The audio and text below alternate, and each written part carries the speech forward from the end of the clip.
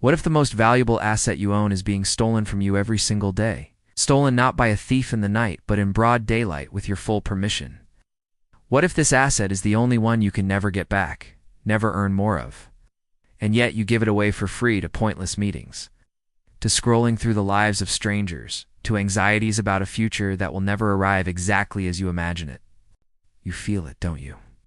That nagging sense of urgency mixed with paralysis. The feeling of being incredibly busy yet getting nothing truly important done. You tell yourself life is short, you say it as an excuse, a justification for the rush, the chaos, the constant feeling of being behind. But what if that's the biggest lie you've ever been told? What if the problem isn't that life is short, but that you are wasting the vast majority of it? What if a Roman philosopher writing 2,000 years ago understood the mechanics of your distraction, your procrastination, and your quiet desperation better than you do yourself? He wrote a letter, an intervention, not just for his friend, but for you. And his opening argument is a direct challenge to your most fundamental belief about your own existence. He says you are not given a short life. You are given a long one. You just don't know how to use it. This isn't just a book summary. It is a psychological intervention. The text we are about to deconstruct is on the Shortness of Life by the Stoic philosopher Lucius Annaeus Seneca. And it is not a gentle philosophical reflection. It is an indictment. It is a diagnosis of a spiritual sickness that has plagued humanity for millennia, but has reached epidemic levels in our age of infinite distraction. Seneca isn't here to offer you feel-good platitudes. He's here to perform a kind of surgery on your perception of time. He argues that we are like paupers who suddenly inherit a vast fortune. But because we never learned how to manage money, we let it trickle through our fingers, squandering it on trivialities, only to realize its true value when there is almost none left. That fortune is your time, your life. The transformation I am promising you over the next 2 hours is not about time management hacks or productivity apps. It's far deeper. We are going to dismantle the flawed mental models that cause you to devalue your time.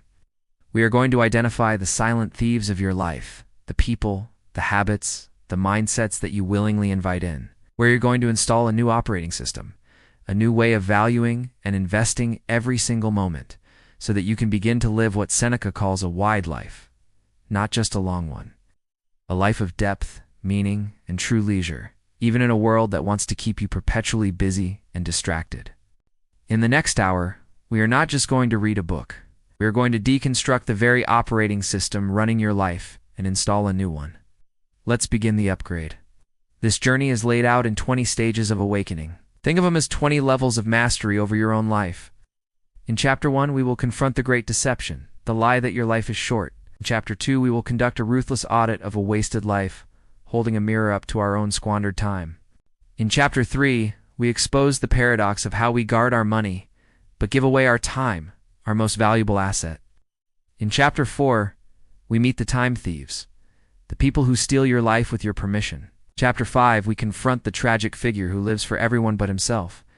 In Chapter 6, we examine the fool's bargain, trading your autonomy for status and security. In Chapter 7, we dissect the disease of the preoccupied mind and its inability to live in the present.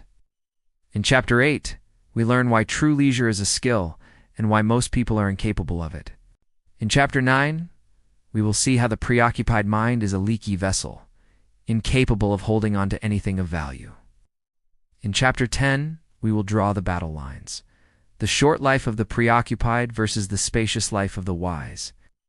In Chapter 11, we will shatter the illusion that a long life, measured in years, equals a life fully lived.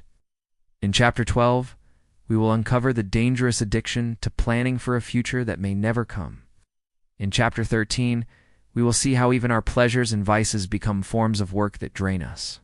In Chapter 14, we will unlock the ultimate life hack, how to live multiple lifetimes by learning from the great minds of the past.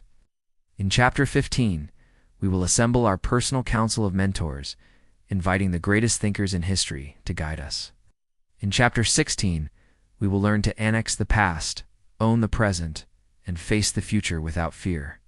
In Chapter 17, we will confront the absurdity of complaining about the arrogance of others while we allow them to colonize our time.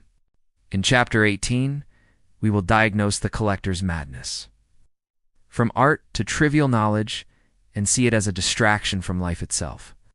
In Chapter 19, we will learn how the wise person invests their time to create a life that is secure and eternal.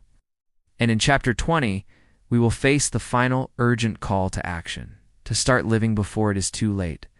Let's go on this journey. One chapter at a time. Chapter 1. So, what is the single biggest complaint you hear from almost everyone you know? What is the one refrain that unites the billionaire CEO and the struggling student? It's this: life is short. We say it when we miss an opportunity. We say it when someone dies. We say it as a justification for our frantic, hurried pace.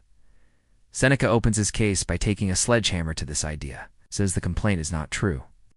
Our problem is not that we have a short time to live, but that we waste a great deal of it. Life is long enough, and it has been given to us in generous measure for accomplishing the greatest things if the whole of it is well invested. But when it is squandered in luxury and carelessness, when it is devoted to no good end, we are forced at last by the ultimate constraint of death to realize that it has passed away before we knew it was passing. So it is.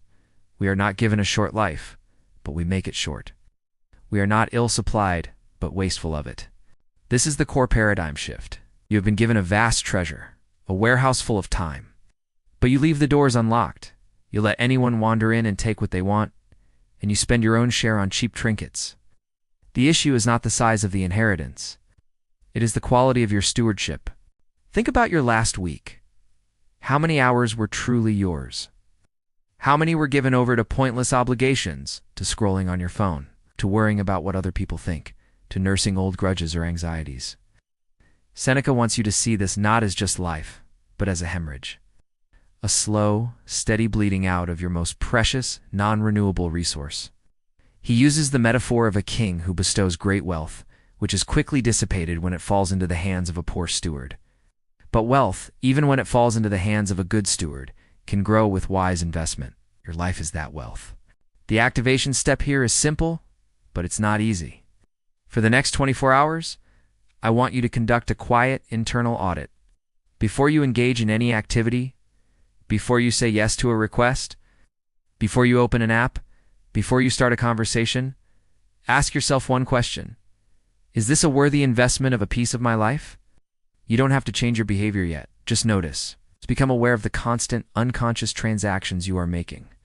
Because once you see how you are spending your life, you can never unsee it. And that awareness is the first critical step to reclaiming it. We've established the diagnosis. Now, Seneca is about to show us the patient, and you might just recognize yourself in his description. Chapter 2.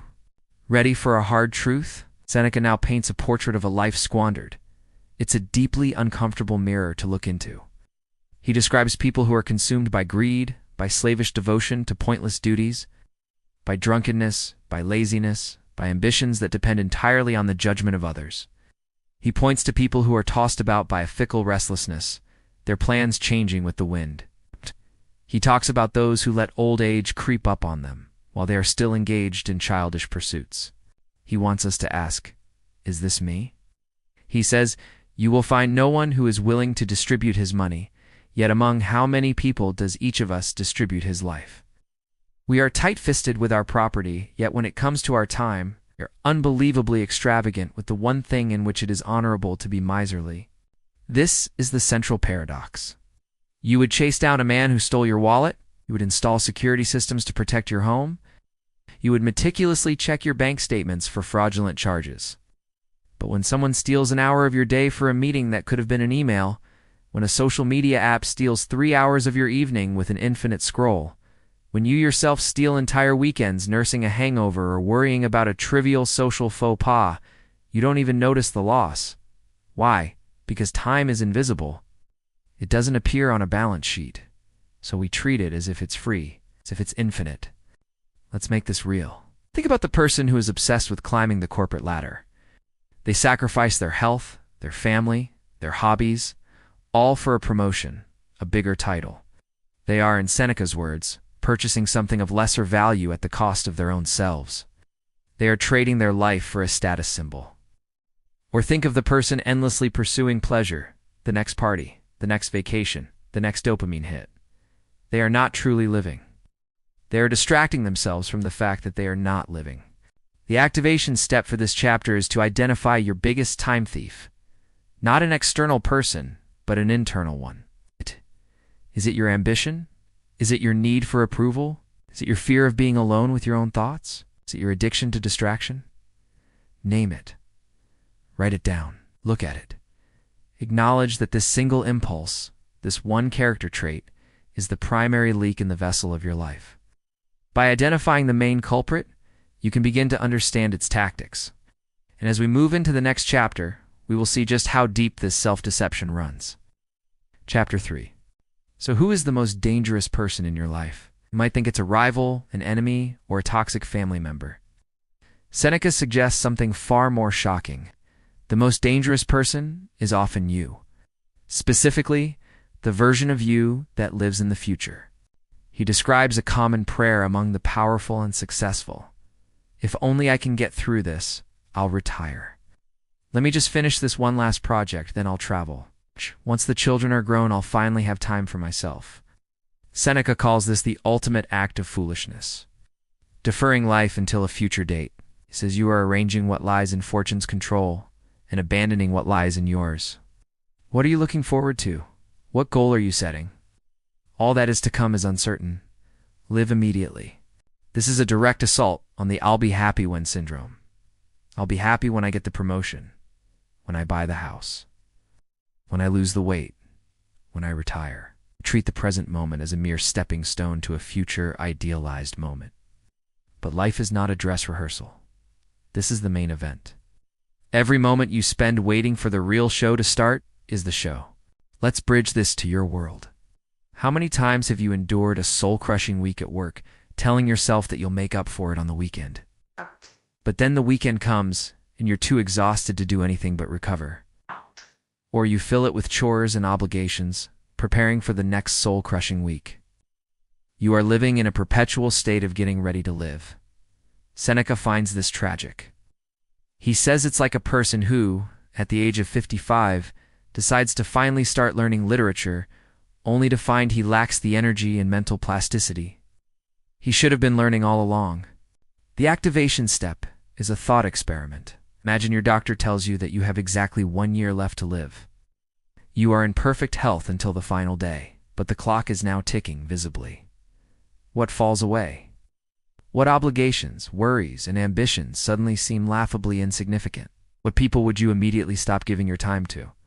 What would you start doing right now, this afternoon?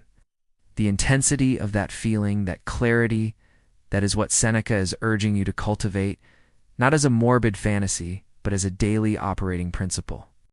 This is the mindset of living immediately. But it's not just our own future gazing that robs us.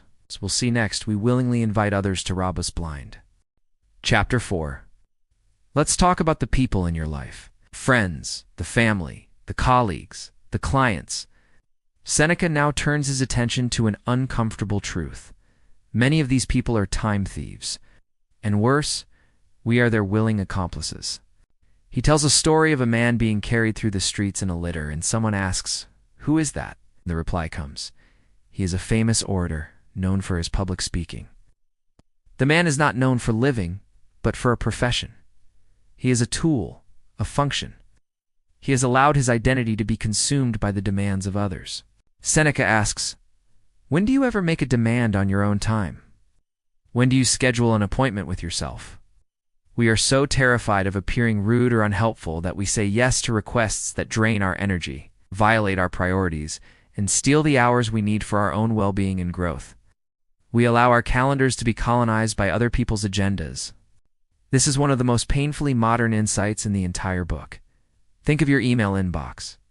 It is, essentially, a to-do list created for you by other people.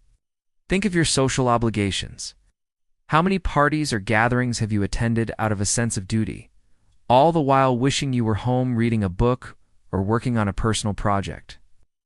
Seneca says no one brings his life to court. We never sue the people who steal our time. We don't even bill them. Just let the theft happen. The real-world bridge is clear. Every time you say yes without thinking, you are saying no to something else. Saying yes to a pointless meeting is saying no to an hour of deep work. Saying yes to drinks with an acquaintance you don't even like is saying no to an evening with your family or to a session at the gym. It is an act of profound self-disrespect. The activation step is to practice the powerful pause.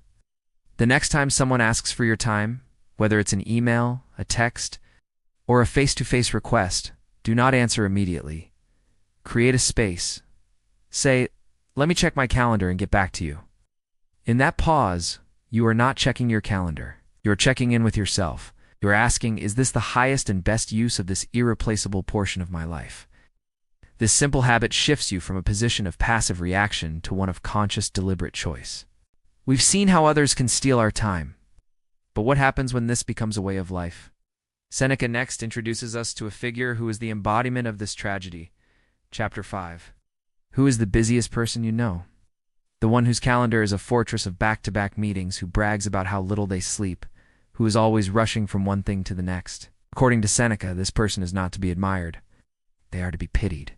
He introduces us to the tragic figure of the man who is occupied for others. This is the person who lives their entire life in service to external demands.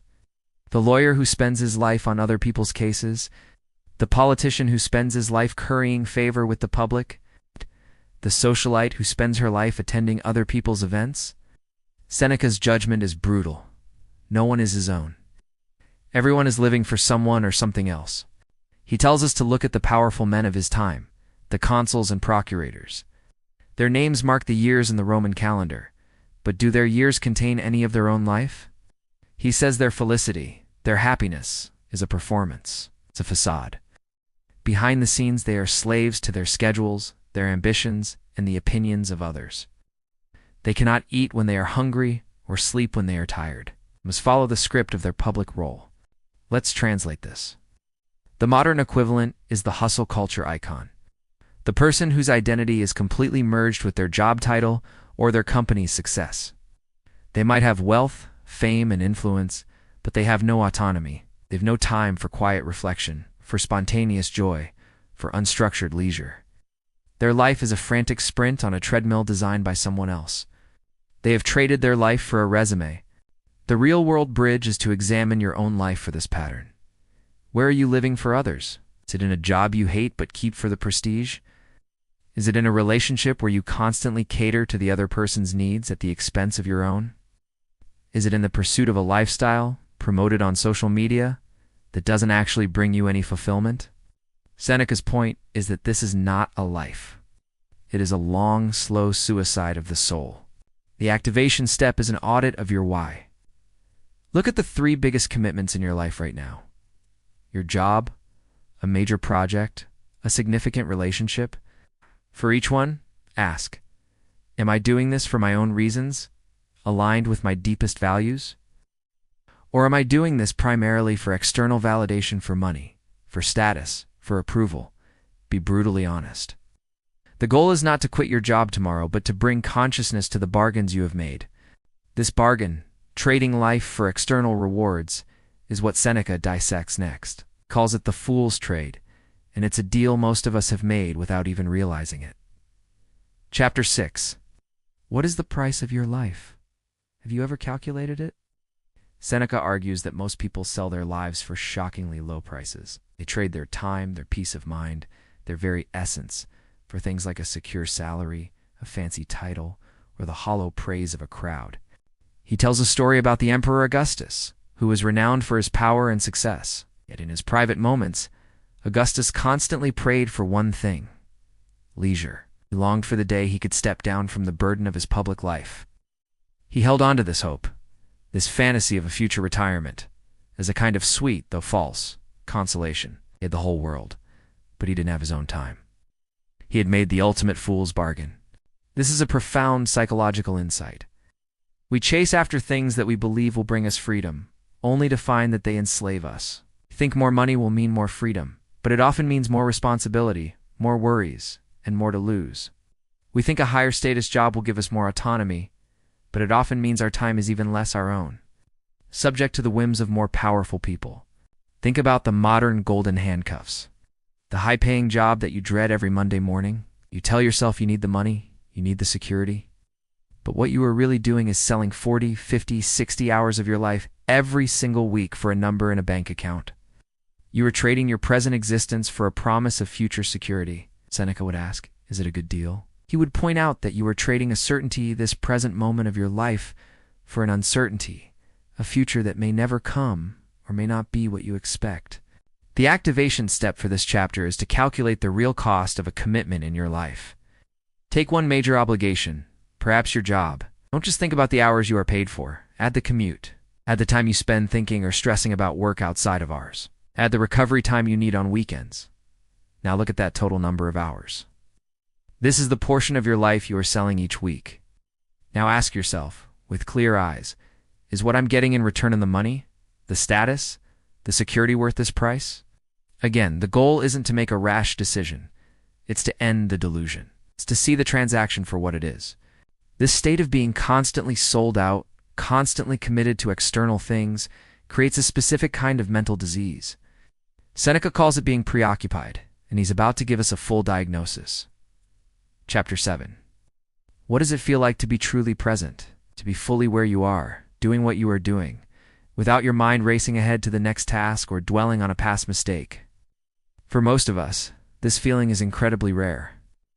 Seneca gives this condition a name, the state of being preoccupied, and he considers it the fundamental obstacle to a well-lived life. The preoccupied mind is always somewhere else. When you are talking to your child, you are thinking about a work email. When you are on vacation, you are worrying about problems back home.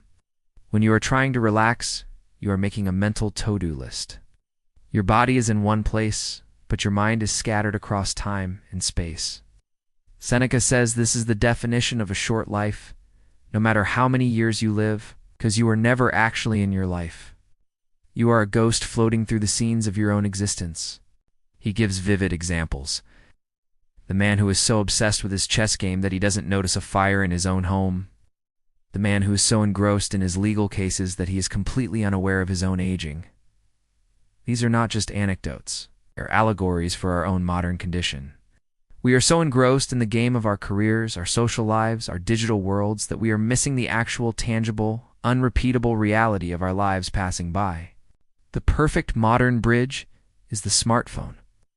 It is a device engineered to create a preoccupied mind.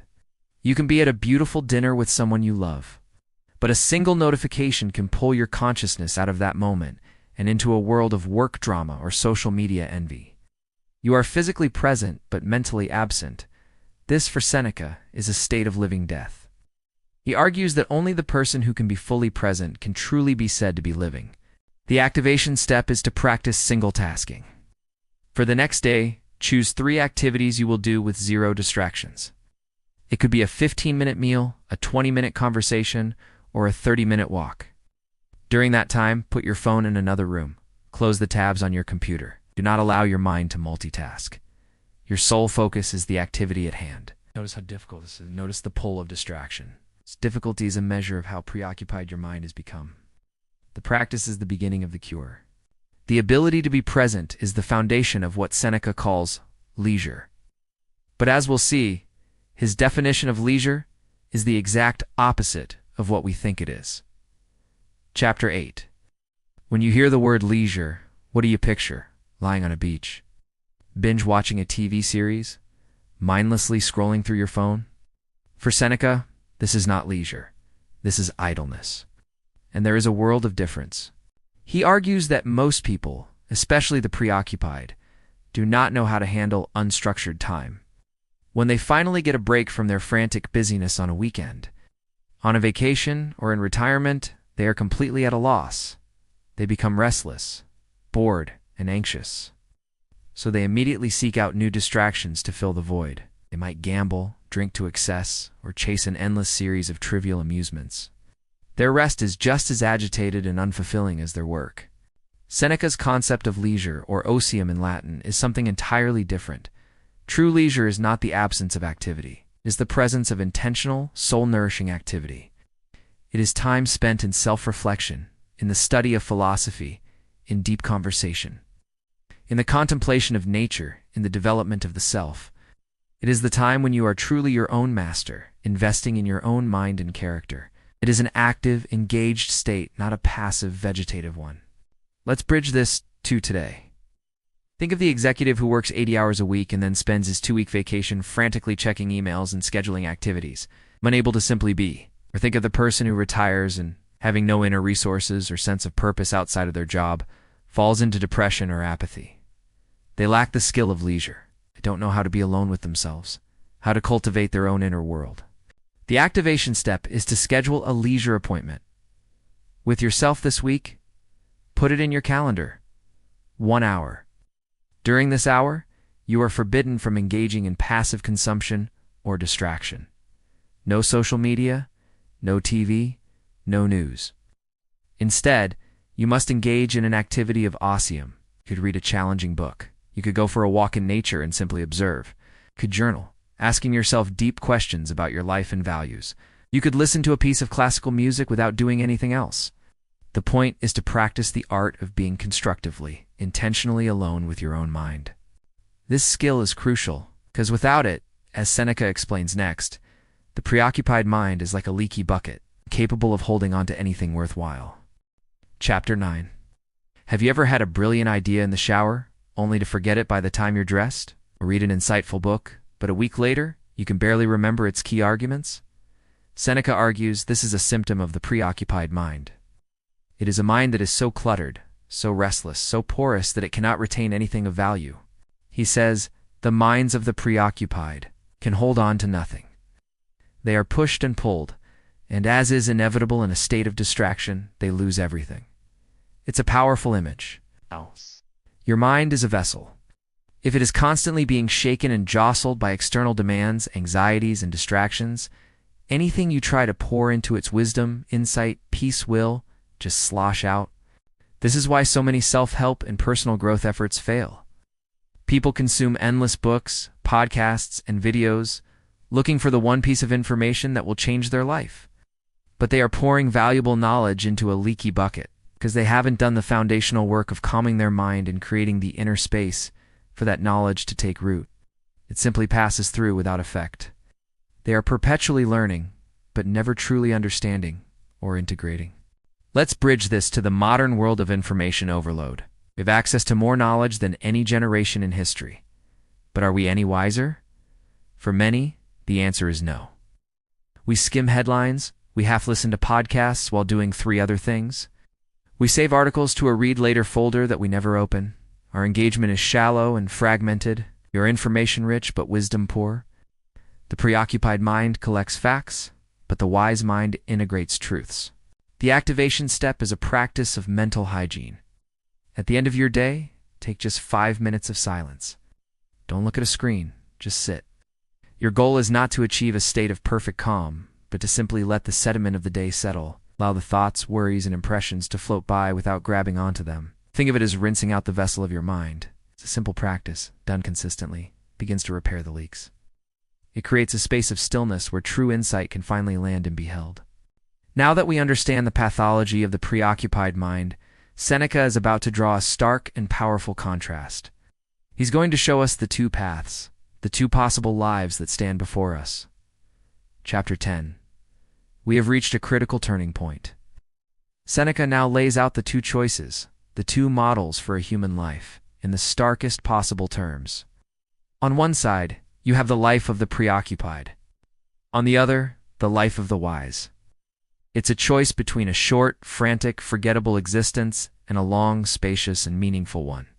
The life of the preoccupied, he says, is focused on the past and the future. They are either tormented by regrets and memories of what they did wrong, or they are consumed by anxiety and planning for what is to come. The present moment, the only place where life actually happens, is a complete blind spot. They are always preparing to live, but they never actually live, because they are never present. Their life, no matter how many years it lasts, slips through their fingers unnoticed. It is, by its very nature, a short life. The life of the wise person, in contrast, is centered in the present. The wise person, Seneca argues, has made peace with their past. They have learned from it, but they are not haunted by it. They view the future with calm preparedness. but not with anxious obsession. Their primary focus, their home base, is the now. Because they inhabit each moment fully, they extract all its value. They add up the days of their life into a meaningful whole. Their life feels long and full because they have truly lived it. This isn't about being a perfect sage. It's about a fundamental orientation. Are you oriented towards distraction or towards presence?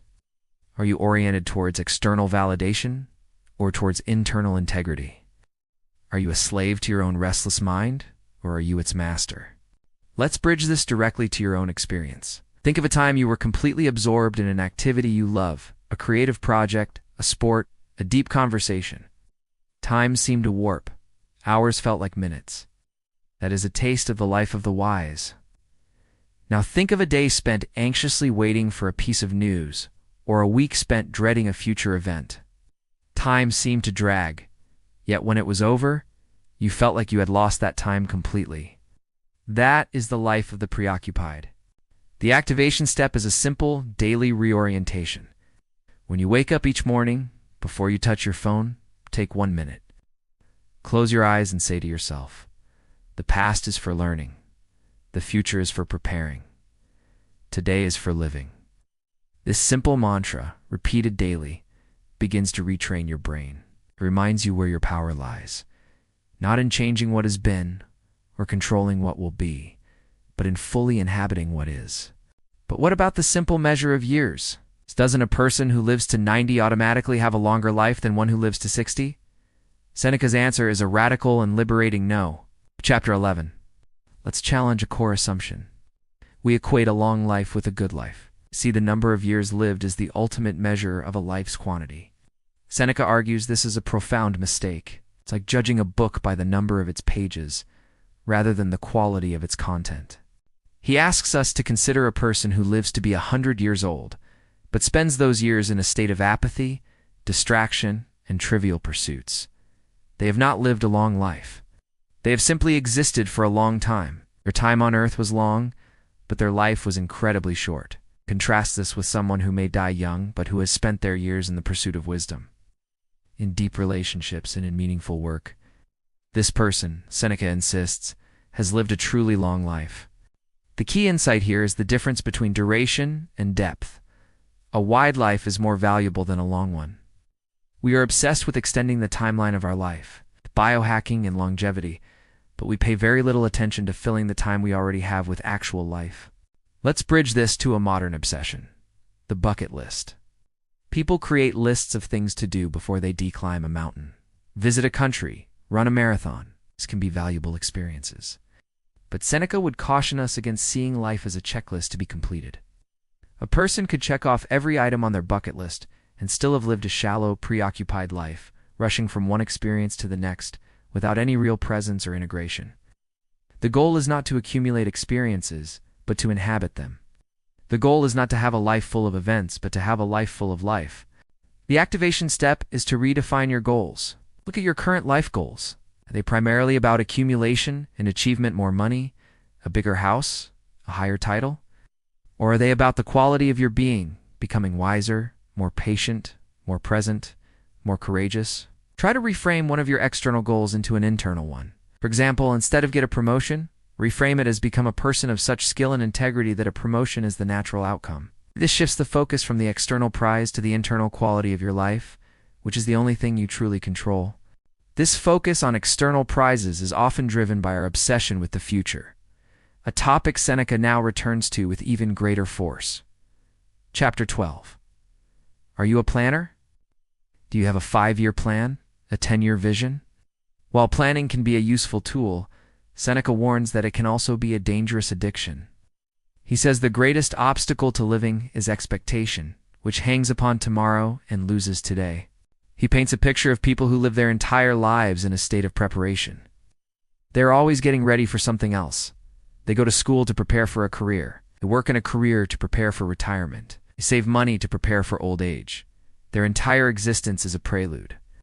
The problem, Seneca points out, is that the future you are preparing for is not guaranteed. And by focusing all your energy on it, you are squandering the one thing that is guaranteed, this present moment. He's not advocating for a life of reckless hedonism with no thought for tomorrow. He's talking about a psychological shift. The wise person prepares for the future, but does not live in it. They do what is necessary, they save, they plan, they work, but they do so without anxiety and without sacrificing the present. The preoccupied person, on the other hand, uses the future as an escape from the present. They tell themselves, life will be better when... And thus they give themselves permission to not engage with life as it is right now. The modern bridge is our culture of relentless self-optimization and goal setting. We are encouraged to set big, hairy, audacious goals, and to constantly visualize our future success. This can be motivating, but it can also foster a deep dissatisfaction with our present reality. It can turn life into a long, joyless climb towards a summit that we may never reach, or that may not be as fulfilling as we imagined. The activation step is a practice called canceling the future. Just for one day, I want you to operate as if there are no long-term goals. Your only goal is to live this single day with as much presence, excellence, and virtue as you can. You eat your lunch, that is the most important activity in the world. When you speak to a colleague, that is the most important conversation. When you do your work, do it for the sake of the work itself, not for what it will get you in the future. Experience what it feels like to be unburdened by the weight of expectation. This practice shows you that a life of meaning is built not in the grand future, but in the quality of your attention to the small present. This addiction to the future isn't the only way we turn our lives into a chore. Seneca points out that even our attempts at pleasure often become just another form of work.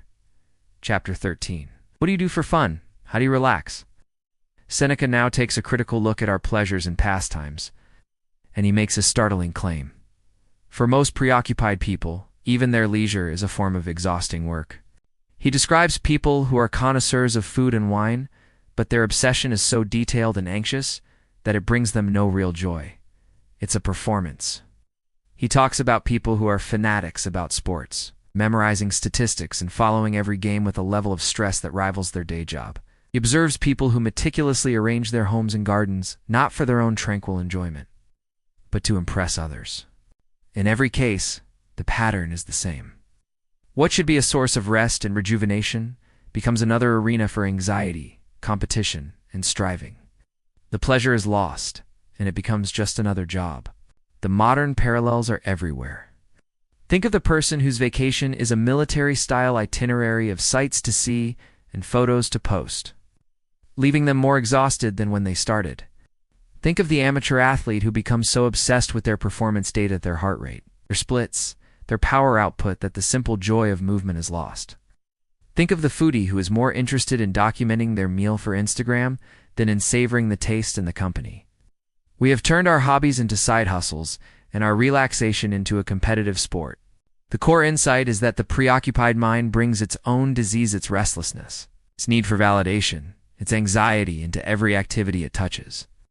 It doesn't know how to simply enjoy, it only knows how to achieve. The activation step is to reclaim one of your pleasures. Choose one hobby or leisure activity that has started to feel like a chore. For the next week, engage in that activity with one rule. No measurement, no documentation, no goal. If you're a runner, leave your watch at home. If you're a reader, read a book purely for fun, not to improve yourself. If you love to cook, make a simple meal without trying to make it Instagrammable. Your only objective is to reconnect with the simple, intrinsic pleasure of the activity itself. This is a radical act of rebellion against the tyranny of the preoccupied mind. So if we are to escape this trap of busyness and anxious pleasure, where do we find the time and wisdom to build a better life? Seneca's answer is both simple and profound. We must learn to steal from the past. Chapter 14. Here we arrive at one of the most powerful and liberating ideas in the entire book. Seneca asks, how can a person live a truly long life, a life filled with wisdom and perspective? His answer is a kind of mental time travel. He says that the wise person makes all of history their own. He argues that the preoccupied person is confined to the tiny, fleeting sliver of their own lifespan. But the person who cultivates leisure, true intentional leisure, can break free from this prison. They can do this by engaging with the great minds of the past through the study of philosophy and history. When you read Plato, you are not just reading a book. You are entering into a direct conversation with Plato himself. You can ask him questions, debate his ideas, and benefit from his lifetime of thought. You can do the same with Zeno, with Socrates, with Aristotle. Seneca writes, "All the years that have passed before you are at your disposal. You can annex them." This is a staggering concept. You can add the wisdom of thousands of years to your own. You can live, in a sense, multiple lifetimes. You can learn from the mistakes of empires, be inspired by the courage of heroes, and be guided by the insights of sages. The past is not a dead and dusty thing. It is a living library, a council of mentors, waiting for you to consult them. This is the ultimate life hack. You don't have to figure everything out on your own. The most brilliant people who have ever lived have already grappled with the same fundamental questions you face. How to live a good life, how to deal with loss, how to find meaning, how to face death. They have left their answers for you in their writings. To ignore this inheritance, Seneca argues, is the height of foolishness. It's like being born into a noble family with a vast estate, but choosing to live in a tiny, dark hut on the property. The activation step is to start your own council of mentors. Choose one great thinker from the past who intrigues you. It could be Seneca himself, or Marcus Aurelius, or Montaigne, or anyone whose wisdom you want to access. Commit to spending just 15 minutes a day for the next week reading their work. Don't just read for information. Read as if you are in a conversation. Ask questions. Argue back. See the world through their eyes. You're not just reading. You're annexing their lifetime to your own. As you begin to assemble this council, Seneca explains next how this changes your relationship with the three dimensions of time: the past, the present, and the future. Chapter 15. Once you begin to engage with the great minds of the past, your entire experience of time begins to shift. Seneca now explains the mindset of the wise person, who has a healthy and powerful relationship with all three tenses of life.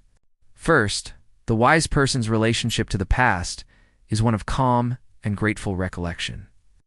Unlike the preoccupied person, who is either haunted by regrets or forgets the past entirely, the wise person can look back on their life with clarity. They can review their actions, learn from their mistakes, and savor their good memories without being trapped by them. The past is not a source of anxiety, but a source of wisdom and a secure possession. Second, the wise person's relationship to the present is one of full engagement. Because they are not constantly distracted by past regrets or future anxieties, they can be fully here. They can appreciate the simple reality of the moment, whether it is pleasant or difficult. They understand that the present is the only time they have to act, to learn, and to live. They treat it with the respect it deserves. Third, the wise person's relationship to the future is one of serene foresight. They plan and prepare, but they do so with the understanding that the future is uncertain and not entirely within their control. They have, as the Stoics would say, a reserve clause in all their plans. I will do this if nothing prevents me.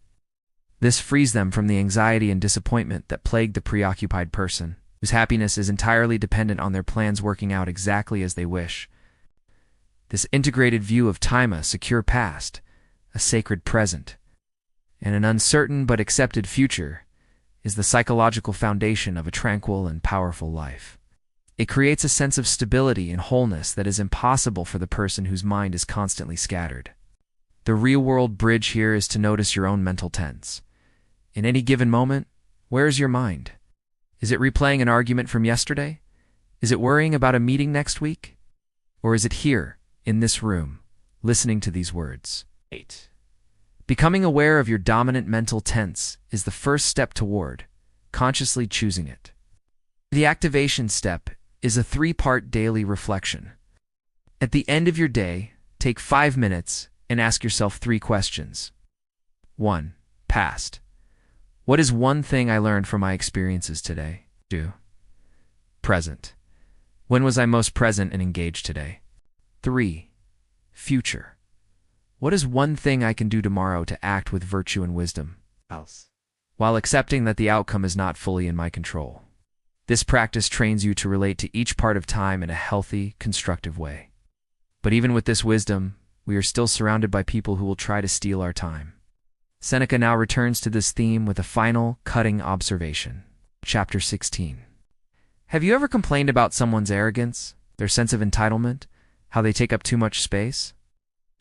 Seneca now turns this observation back on us with a brilliant and convicting twist. He says we get offended by the most minor social slights, yet we allow people to commit the greatest offense of all, the theft of our lives. He writes, "We are frugal in guarding our personal property. But as soon as it comes to squandering time, we are most wasteful of the one thing in which it is right to be stingy." He finds it absurd. A person will get furious if someone moves a boundary marker on their land by a few inches, but they will willingly give away hours, days, even years of their life to people and activities that bring them no value. We allow our colleagues to drag us into pointless meetings. We allow our friends to complain to us for hours on end without resolution. We allow the demands of distant acquaintances on social media to occupy our precious attention. We do this, Seneca suggests, because we are cowards. We're more afraid of being seen as rude or unhelpful than we are of wasting our own existence. This is a powerful call for setting boundaries. It's not just physical or financial boundaries, but temporal boundaries. Your time is your most sacred property. It is the very stuff your life is made of. Guarding it is not selfish. It is an act of profound self-respect and a prerequisite for living a life of purpose. To let it be frittered away by the carelessness of others is to admit that you do not value your own life. The activation step is to perform a time boundary audit. Identify one person or one activity in your life that consistently drains your time and energy without providing any corresponding value. This week, your task is to set one clear, firm, but polite boundary. It could be saying, "I only have 15 minutes for this call." It could be turning off notifications from a group chat that is pure distraction. It could be telling a chronic complainer, "I'm sorry you're going through this, but I don't have the capacity to discuss it right now. It will feel uncomfortable." That discomfort is the feeling of you reclaiming your own territory. This need to guard our time extends beyond just dealing with other people. Seneca warns that we can also be our own worst enemies, distracting ourselves with noble-sounding but ultimately pointless pursuits. Chapter 17. This is a chapter for the intellectuals, the scholars, the endlessly curious. Seneca now takes aim at a very specific and subtle form of time-wasting, the pursuit of useless knowledge. He criticizes the grammarians and scholars of his day who would spend their lives debating trivial questions. Who was the first to sail the seas? Was Homer or Hesiod, the older poet? These questions, Seneca argues, are a form of sophisticated procrastination. They give the appearance of serious intellectual work, but they do nothing to make a person wiser, more virtuous, or happier. They are a distraction from the real work of philosophy, which is the art of living. He says such knowledge will give you nothing but chatter. It fills the head but does not improve the soul. It is a way of being busy without being productive in any meaningful sense. The modern equivalent is overwhelming. It's the person who can tell you the detailed political history of a country they'll never visit, but doesn't know how to manage their own anger. It's the person who reads endless articles about productivity hacks, but never actually produces anything of value. It's the person who can argue the minutiae of a philosophical concept, but doesn't apply its basic principles to their own life. It's the consumption of information as a hobby, divorced from the goal of transformation. Seneca's point is sharp and critical. Knowledge is only valuable insofar as it helps you to live a better life. All the rest is just an elegant way to waste time. He is not against learning. He's against learning that becomes an end in itself, a way to hide from the difficult, practical work of self-improvement. The activation step is an information diet. Look at your media consumption habits, the books, articles, podcasts, and videos you consume. Ask yourself a ruthless question for each one. Is this helping me to become a better person, or is it just making me a more knowledgeable one? For the next week, try to consciously shift your consumption away from merely interesting trivia and towards practical wisdom. Choose content that challenges you, that gives you actionable insights, that forces you to reflect on your own character.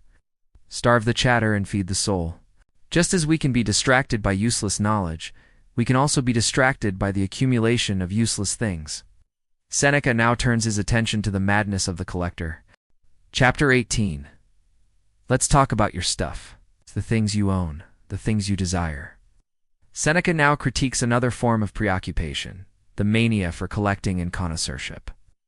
He describes the wealthy Romans of his day who were obsessed with collecting rare furniture, decay, antique statues, and exotic slaves. Their lives were dedicated to the acquisition, maintenance, and display of these possessions.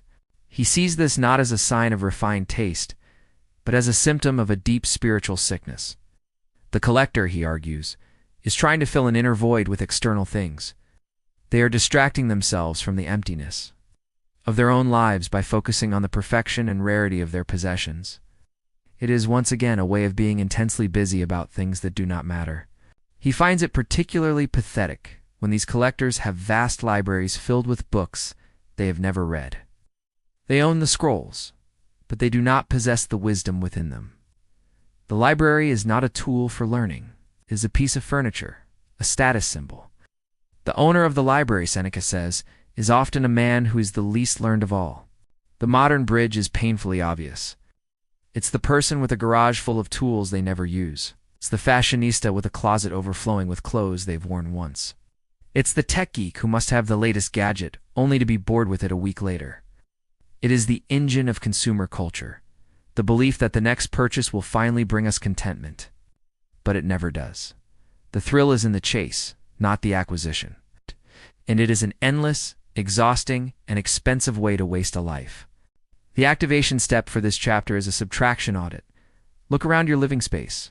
Identify one object that you once desired, but which now brings you no joy or utility. It might be a piece of exercise equipment that has become a clothes hanger, a set of books you know you will never read, or a decorative object that just collects dust. Your task is to get rid of it. Sell it, donate it, or throw it away. The goal is to experience the feeling of lightness that comes from letting go. It is a small act of defiance against the belief that your life is defined by what you own. So if we are not to live for possessions, for status, or for useless knowledge, what is the alternative? How does the wise person invest their time? Seneca lays out the ultimate portfolio in our next chapter. Chapter 19. We have spent this entire journey dissecting the ways we waste our lives. Now, Seneca turns to the positive vision. How does the wise person, the master of their own time, actually live? What does their life look like? He says the life of the wise person is spacious. It's not cramped by anxiety or rushed by ambition. They have time for deep relationships, for meaningful work, and for the true leisure of self-cultivation. But most importantly, the wise person invests their time in things that are eternal, things that death cannot take away. What are these things? They are not wealth, which can be lost. They are not status, which is fickle. They are not physical possessions, which decay. The only truly secure investments are the cultivation of virtue and the pursuit of wisdom. A courageous character, a just mind, a temperate spirit, a deep understanding of the nature of reality, these are assets that become part of you. They cannot be stolen. They're not subject to market crashes. They are yours forever. This is why the wise person eagerly annexes the past, as we discussed. By studying the great thinkers, they are building a treasure that is immune to the ravages of time and fortune. They are building an inner citadel that provides refuge from the chaos of the external world. Their security does not come from their bank account or their job title. It comes from the quality of their own soul. This is a radical redefinition of wealth. True wealth is not what you have. It is what you are. It is the inner resources you have cultivated that allow you to face any circumstance with grace and tranquility. The preoccupied person spends their life accumulating external things and is terrified of losing them. The wise person spends their life cultivating internal qualities and knows they can never be lost. The activation step is to make one eternal investment this week. Choose one virtue you wish to cultivate: courage, patience, discipline, compassion. Then, identify one small concrete action you can take to practice that virtue. If you choose patience, you might practice waiting in a line without pulling out your phone. If you choose courage, you might have a difficult conversation you've been avoiding. This is not about achieving perfection. It is about the conscious act of investing your time and energy in building your character, the only asset that truly lasts. We are now approaching the end of our journey. Seneca has laid out the diagnosis, the pathology, and the cure. He concludes with a final, urgent, and emotional plea. Chapter 20. We have reached the summit. Seneca concludes his powerful letter, not with a gentle summary, but with a final, thunderous call to action. He looks at the people around him, the old men with white hair and wrinkled faces, and he is struck by the fact that they have no proof of a long life. They have not lived long. They have merely been here long. He uses a powerful seafaring metaphor. A man who gets on a ship is immediately caught in a furious storm, and is tossed about and driven in circles by a series of tempests, has not had a long voyage. He has just had a long tossing about. This, Seneca says, is the state of most people's lives. It's a frantic, chaotic, circular journey that goes nowhere. They arrive at the shores of death, exhausted and unprepared, only to realize they never truly set sail. His final plea is filled with urgency.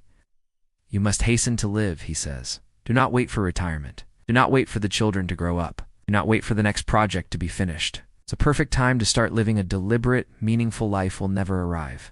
The only time you have is now. He implores us to withdraw from the crowd, to retreat from the endless demands of others and the frantic pace of the world, and to finally take possession of ourselves, to stop being a passive spectator in our own lives and become the active author of them. The choice is stark.